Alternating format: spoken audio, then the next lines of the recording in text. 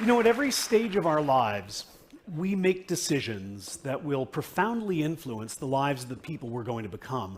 And then when we become those people, we're not always thrilled with the decisions we made. So young people pay good money to get tattoos removed that teenagers paid good money to get.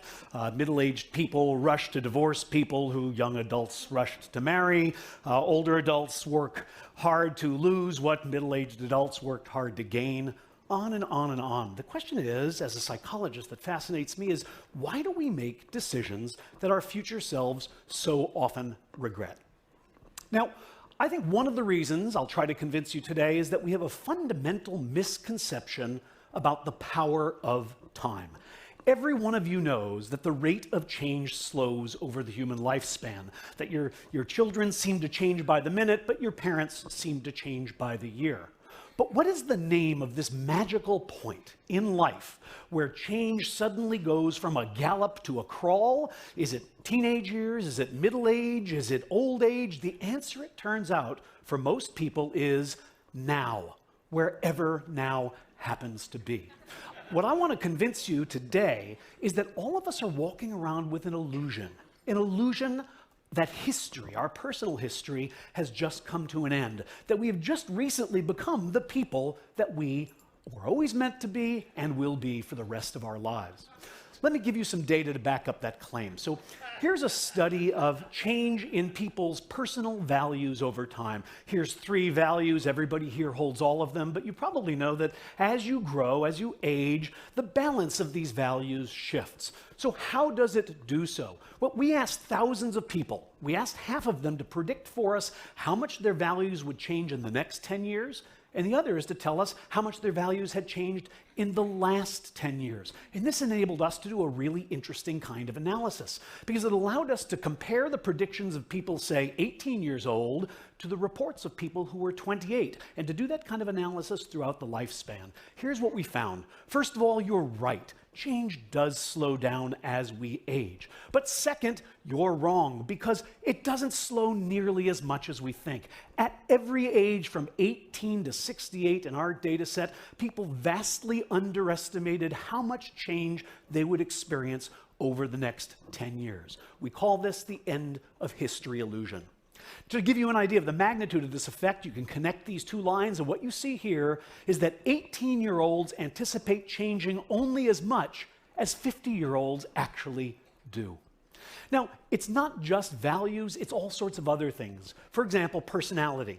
Many of you know that psychologists now claim that there are 5 fundamental dimensions of personality: neuroticism, openness to experience, agreeableness, extroversion, and conscientiousness. Again, we asked people how much they expected to change over the next 10 years, and also how much they had changed over the last 10 years. And what we found, well, you're going to get used to seeing this diagram over and over, because once again, the rate of change does slow as we age, but at every age, people underestimate how much their personalities will change in the next decade. And it isn't just ephemeral things like values and personality. You can ask people about their likes and dislikes, their basic preferences. For example, name your best friend, your favorite kind of vacation, what's your favorite hobby, what's your favorite kind of music.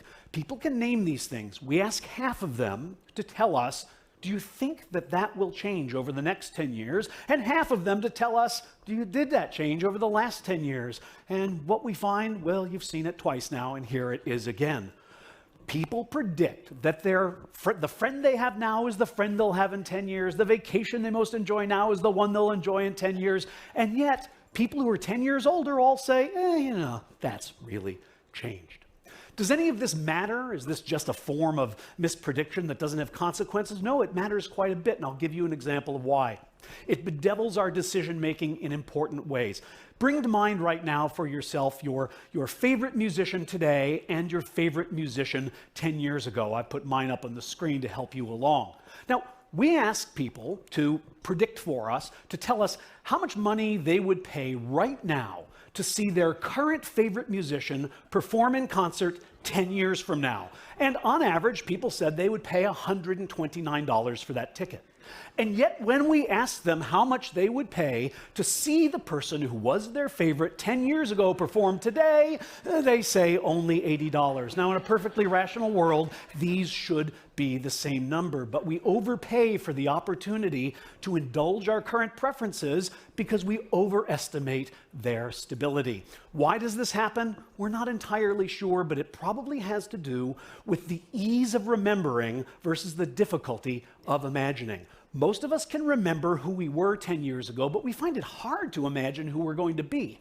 And then we mistakenly think that because it's hard to imagine, it's not likely to happen. Sorry, when people say, I can't imagine that, they're usually talking about their own lack of imagination and not about the unlikelihood of the event that they're describing.